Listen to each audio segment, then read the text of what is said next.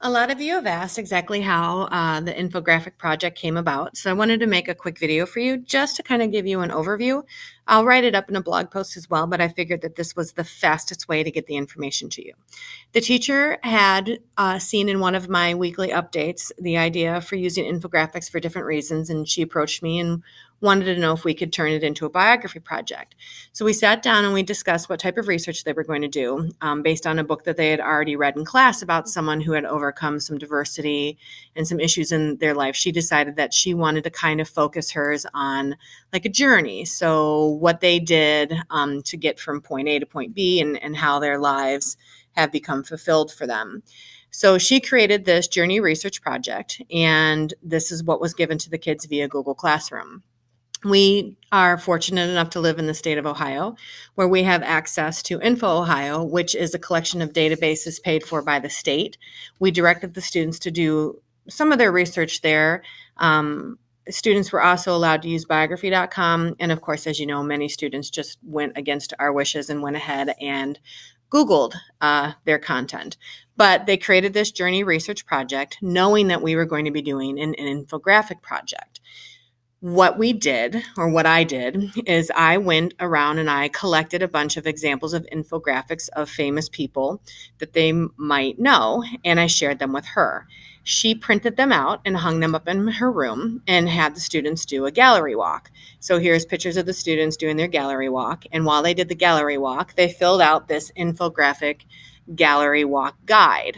And they had a lot of discussion in class about what they liked, what they didn't like. They got into display of the infographic. They got into colors. They were very strong in their opinions about layouts. And once they had done those infographic gallery walks, I came in to do the whole, like, how do you design, how do you make one?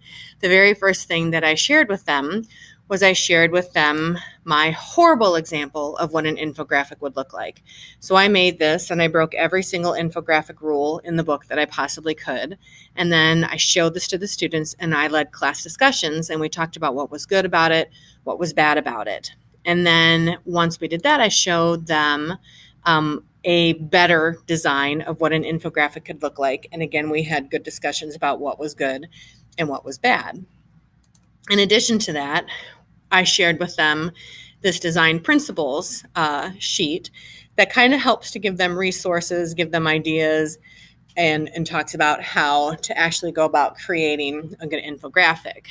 Once that was shared with the students, what we did is I took them through a work session where I had them open up a new Google drawing, and I took them through some of the back-end tools that they probably were not familiar with or didn't know about.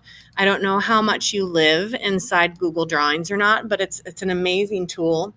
Anything that you can do in slides, you can do in drawings. But instead of having multiple things, you can just have the one. So I taught the students how to format their backgrounds. I taught them, as we were formatting backgrounds, we talked about color schemes. We talked about how things work. The biggest things that we used were the arrange tools.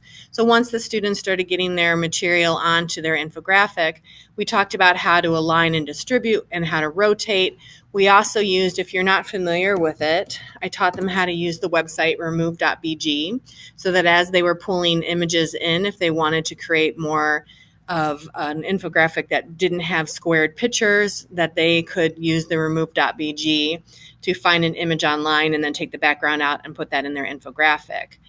In addition to that, I also taught them how to make their own shapes, how to color things, how to draw lines, how to change transparency. So it was a 45-minute design session that taught them all the fine tools that they might not have experienced yet within Google Drawings.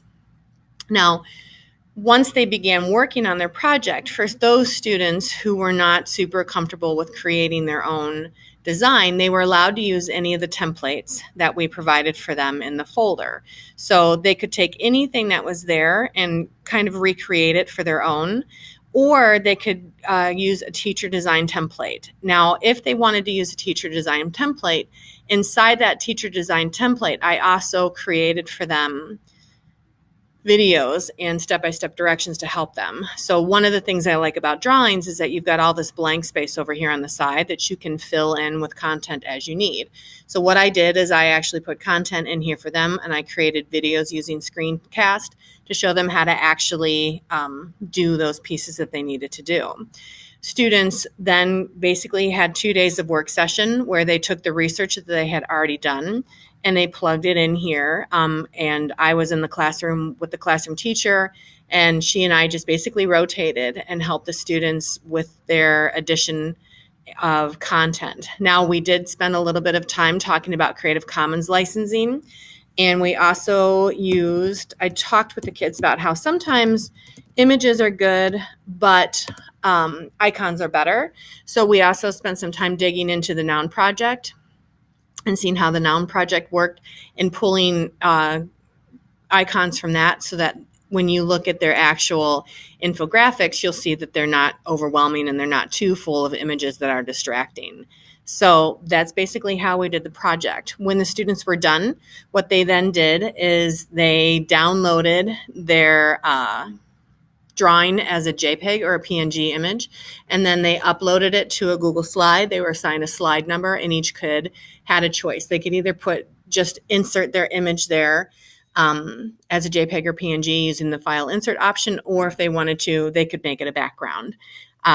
So that way, what they could do is they could look at each other's work.